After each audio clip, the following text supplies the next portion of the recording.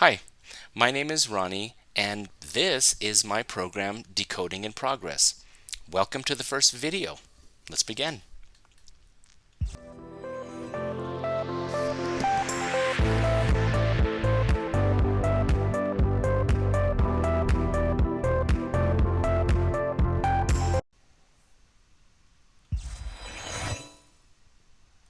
Decoding in Progress is a free phonics program for adults with disabilities who wish to continue learning how to read beyond graduation. It is also for typically functioning adults with dyslexia. The exercises and strategies used in this program are scientifically research-based and work to create a more flexible relationship with letters and their sounds. They are also the same strategies used in the special education classroom. I welcome and encourage the use of these videos freely for the expansion of reading skills. A basic assessment, basic curriculum map, and word lists will accompany each video. This is not to say, though, that an educator can't create their own assessments and supplementary activities. Importantly, this is not designed to be the entire literacy experience for a classroom. It should be seen as a part, but not all of the program. In fact, it really should be a small part of your program. Please make sure to see my YouTube channel trailer for a detailed explanation of the program and ways to support me if you like what I'm doing. The first exercise is sound identification. This section provides opportunities for phoneme or sound discrimination. Eyes can be closed. As each word is pronounced, can you hear the target sound? Okay, here we go. All right.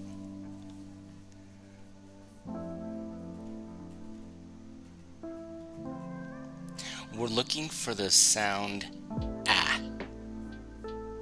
Cat. Cat.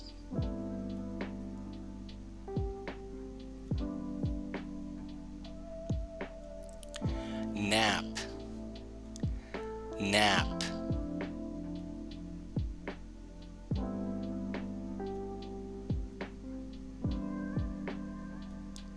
Sip. Sip.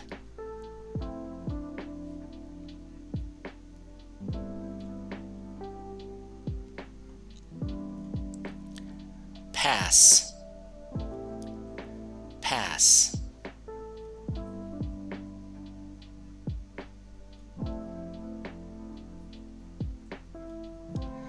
Top.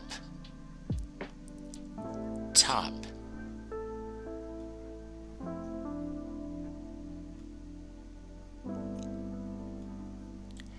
Hat.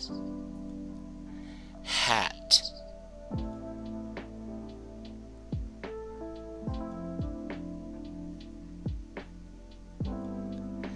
Bench. Bench.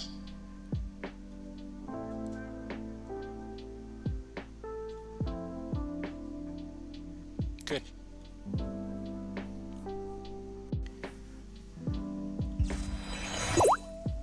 The second exercise is rhyming. This section also provides opportunities for phoneme discrimination. Eyes can be closed.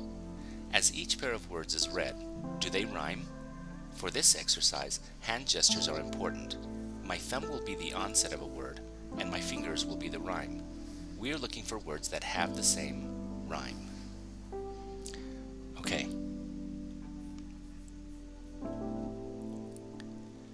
Cat, hat. K, at, h, at.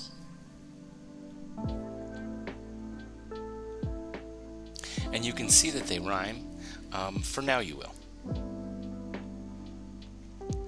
Mop, top. Up, t, up.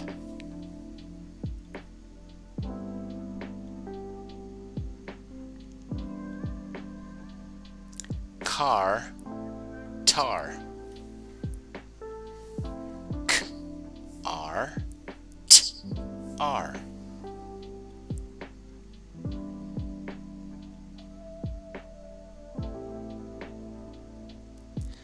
Tom, top. T-om, t-op.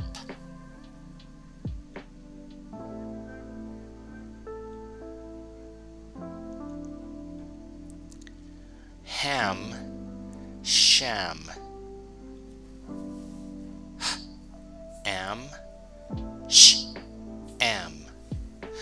One quick note, notice that when I say the sounds, I say them short and blunt. So instead of saying the sound k, it's k. Okay?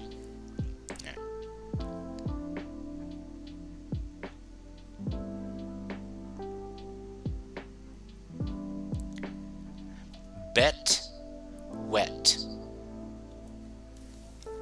B-et, w-et.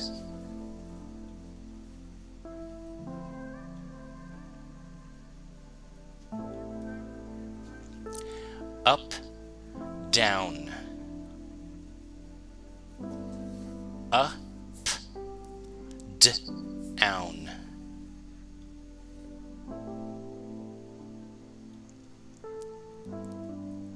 Okay, good.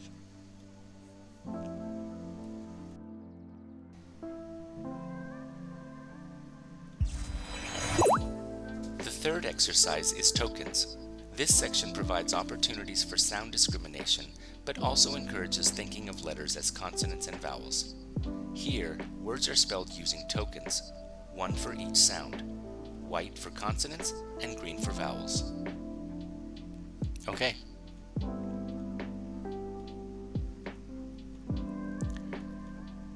The first word is cat. Cat. What's the first sound you hear in cat? K. What's the second sound you hear in cat? Ah. What's the last sound you hear in cat? T. Good. The word is jam.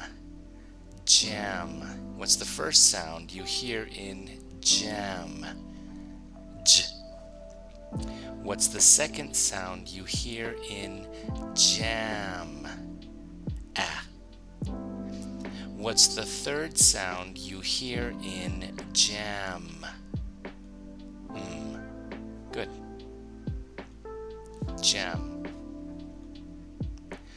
Okay, the next word is pan. Pan. What's the first sound you hear in pan? P. Good. Oops. What's the second sound you hear in pan? Ah. Alright. What's the third sound you hear in pan? Very good. Pen. The word is at. At.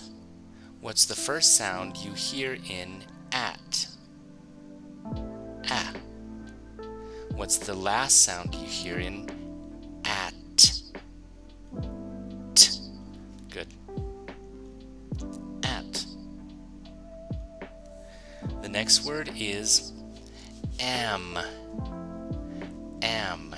What's the first sound you hear in am? Ah. What's the second sound you hear in am? Or the last sound? Am. Am. Okay, the next word is in. In. What's the first sound you hear in in? I. What's the second sound or last sound you hear in? Good. And then the last sound, pop. Pop. What was the first sound? In pop. P. getting a little ahead of myself. What's the second sound in pop? Ah. What's the last sound in pop? P. Pop. Good.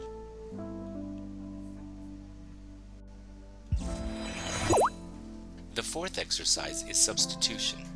This section provides opportunities for phoneme manipulation. Eyes can be closed. After a word is pronounced, listen carefully for the sounds to be exchanged. Let's begin. Say cat. Say cat again, but instead of saying k, say h. Hat. Say am. Say am again, but instead of saying say t. At. Say pan. Say pan again, but instead of saying say g. Peg.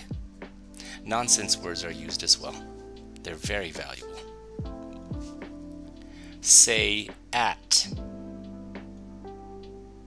Say at again, but instead of saying say I. It. Say sap. Say sap again, but instead of saying say ah. Sop. Say top. Say top again, but instead of saying say tap. Say sand. Say sand again, but instead of saying say hand. Good.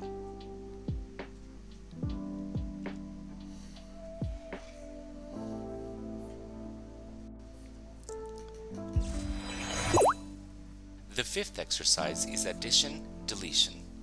This section also provides opportunities for phoneme manipulation. Eyes can be closed. Similar to substitution, listen carefully for specific sounds to be added or deleted. Let's begin. Say pat. Say pat again, but don't say p. At. Say cap. Say cap again, but don't say k. App. Say sun. Say sun again, but don't say n. Sa. Say tap. Say tap again, but put an S at the beginning. Stap. Okay, so it's important to mention here that nonsense words are really valuable when it comes to decoding, and you'll see them a lot. Say pass. Say pass again, but add a t to the end. Past. Very good. Say frib. Say frib again, but don't say Fib. Say stop. Say stop again, but don't say s. Top. Good.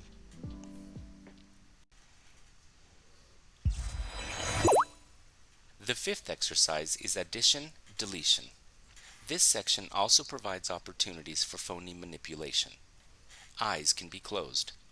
Similar to substitution, listen carefully for specific sounds to be added or deleted. Okay, here we go. Today's word family, at.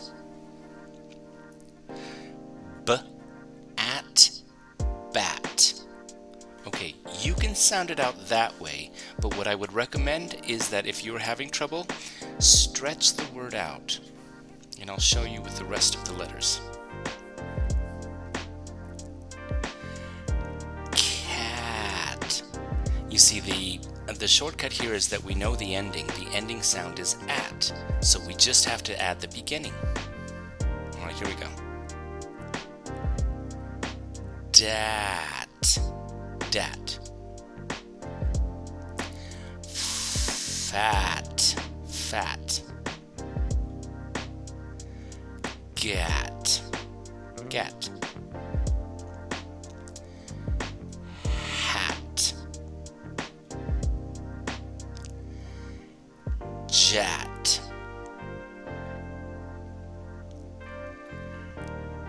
Cat. It's capitalized because it must be somebody's name. Lat. Somebody's muscle. Mat. Gnat. Gnat is actually a word, but the little bug, that word starts with a G, and it's silent. Go figure. Pat. Okay, this one's weird. According to phonics, this can actually be quat or quat, depending on what rules. Rat. Sat. Tat. Vat.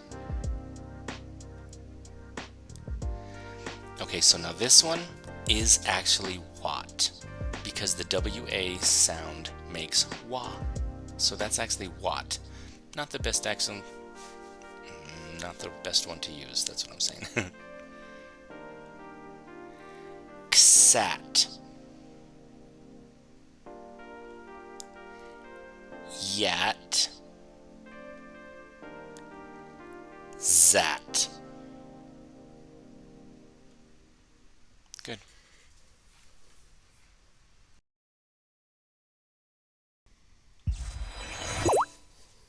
The seventh exercise is syllabification.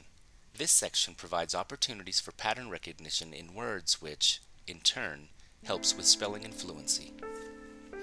Okay, let's get started. To begin, welcome to syllabification. Let me start with talking about the environment. On this side, you're going to have the rules. On this side, you're going to have the types. I'll colorize them as we cover them. Alright, let's go ahead and get started with the vocabulary. Don't freak out. These are actually all of the terms for the entire program of syllabification. You're only going to need these today, and you're not required to memorize them. I'm simply going to cover them. I tend to like to front load at the beginning of a unit. Alright, so these first three are just ideas. These are actually 3 ideas you're going to find in the 3 videos we're going to watch right now, and then we'll come right back to this spot right here. Alright, videos. Video number 1. Syllabification. Syllabification is being able to separate words into syllables and to sort those syllables into categories. Here's the word syllabification in syllables.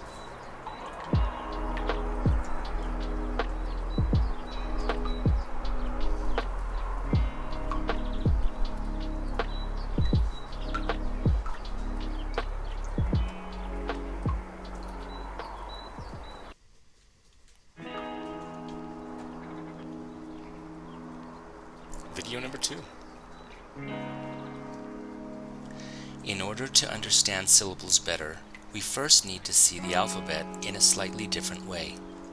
If we change the color of the vowels to green, this is what we get. There are 5 vowels and 21 consonants. Words begin to look like this.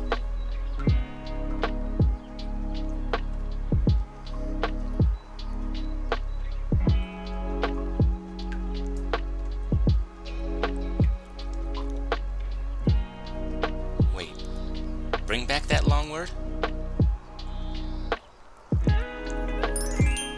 Yep.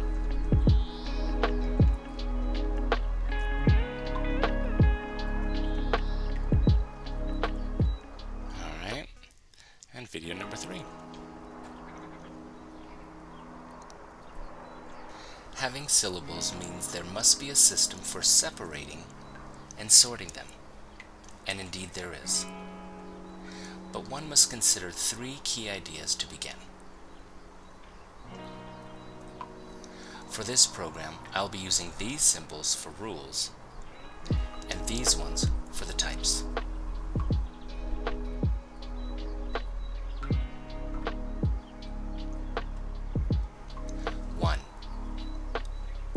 Every syllable has one sound, as in these examples.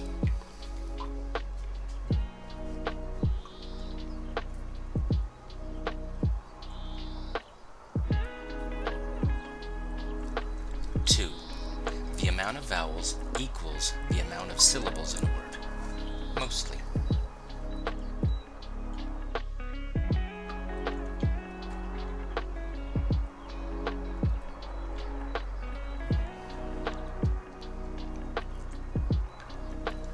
3. All one-syllable words can be a syllable, too.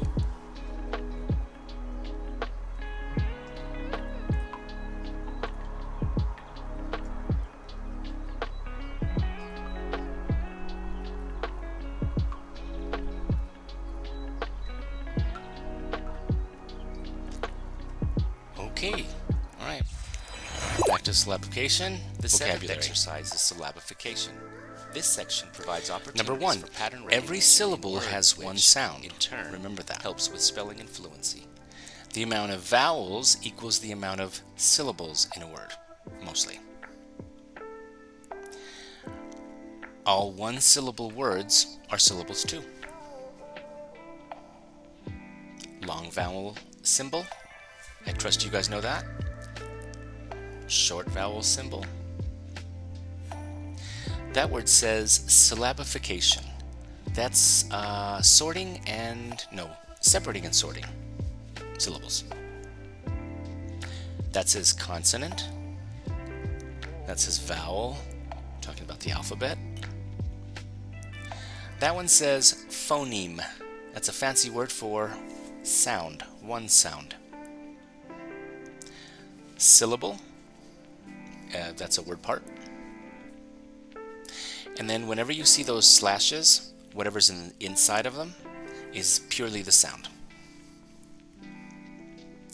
Okay, now I'm going to show you a sample of what you're going to be doing later on in the program, but for today, just a review. This word is biker. The first rule is to clap. Biker.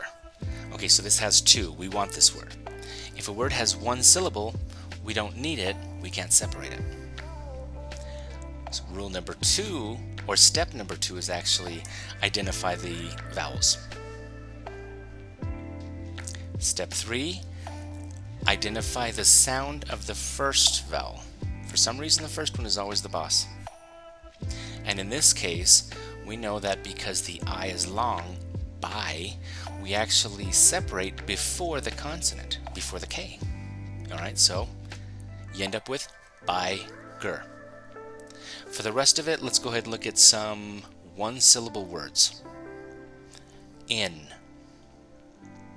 ness, gab, Nile. Okay, so Nile has 2 vowels, but in this case, you have a silent E, that one at the end, and that actually doesn't have a sound, so it doesn't figure in. Teal. Okay, so that's the word age, or it's the suffix age, as in advantage or encourage. All right. Green. This word also has two vowels, but both E's make one sound. E. Okay, to recap. We didn't do that. I'll have to change that. We did a really good introduction. All right, enjoy the video, you guys.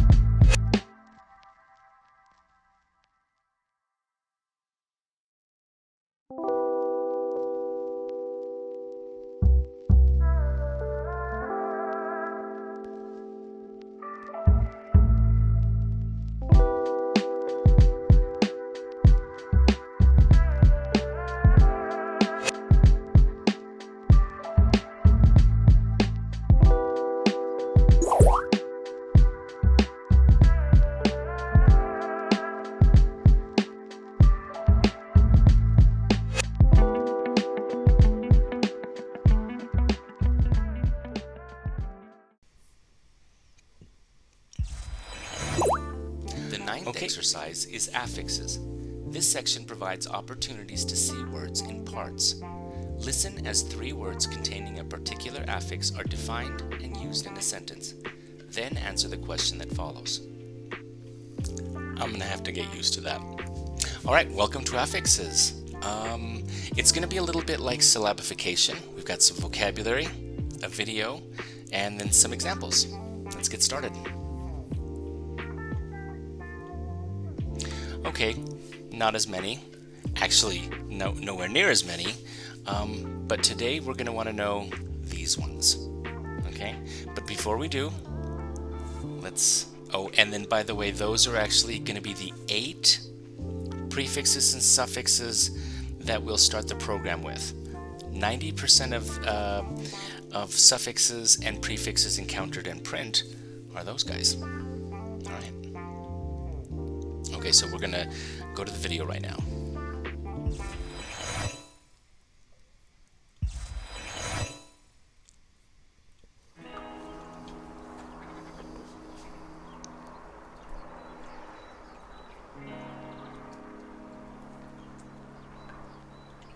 Affixes. Affixes are word parts that connect to root words, and they change the meaning of a word when you combine or mix them. In English, there are several, but we'll only focus on 2 of them. The first, prefixes attached to the beginning of a root word, and suffixes attached to the end of a root word. But what's a root word? A root word is the basic part of a word that never changes. Actually, sometimes they do.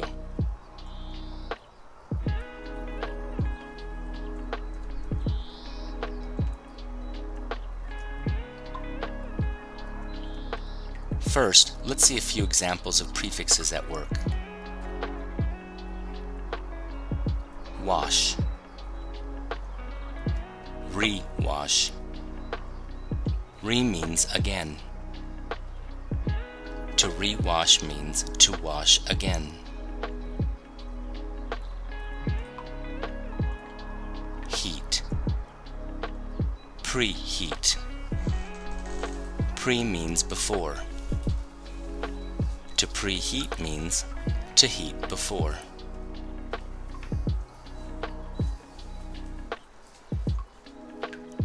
Lock, unlock.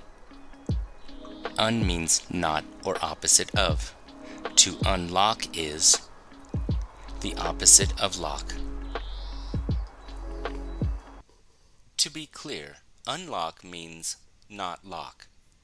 In the words lock and unlock, they both require action, but the definition not lock does not.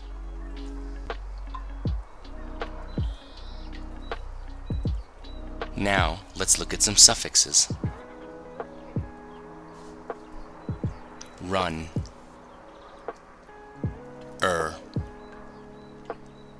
means person.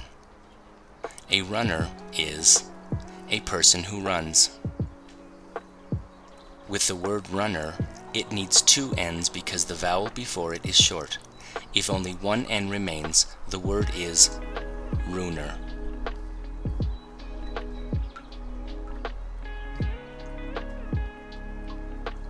Walk,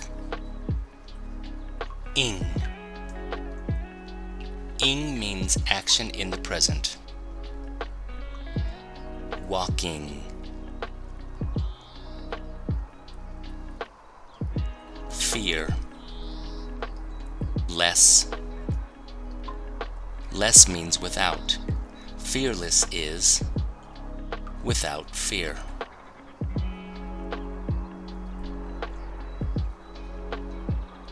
Finally, let's see some examples of words that have both prefixes and suffixes. It's more common than you think. Friend. Lee. Lee means characteristic of. Un. Un means not or opposite of. Unfriendly.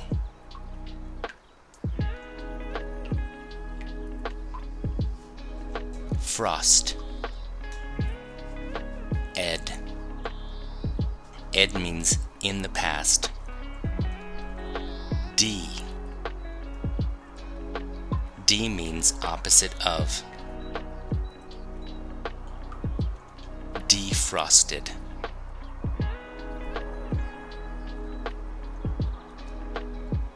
Circle.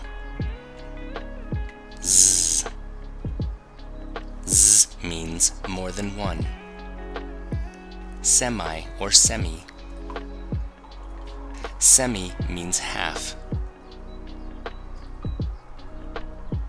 Semicircles.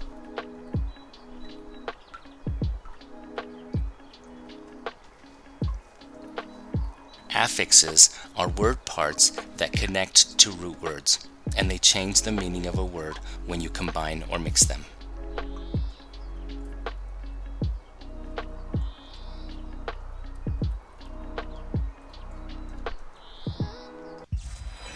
Alright, we're back. The ninth exercise is affixes. This section provides opportunities to see words in parts. Listen as 3 words containing a particular affix are defined and used in a sentence.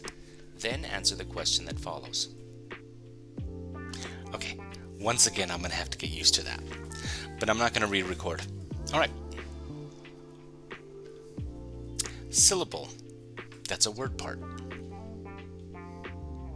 Affix. Okay, so affix is a word part as well, but it's slightly different because they have an organized way of going. And the word fix actually means to stick or attach. All right. Prefix is the thing you stick to the beginning. Suffix is the thing you stick to the end, or word parts really. Okay, root is what you stick everything to. It's the base word. It's your foundation. Okay, and then we're starting off with the prefix un, which means not. I did make a mistake and want to explain it. I'm not going to fix it in the video, but un does not mean opposite of. All right, yeah, maybe I'm going to fix it. Un equals not. Box. Unbox. Unbox. Sarah couldn't wait to unbox her presents. Unbox. Real. Unreal. Unreal. The strawberries were so big, they seemed unreal. Unreal. Usual. Unusual. Unusual. A flying elephant is an unusual sight. Unusual. Here's the question. Which word means odd? Unbox. Unreal. Unusual. Unusual. You know, like that show, Unusualer Things. Alright, to recap, we discussed roots and the prefix un, which means not. Good.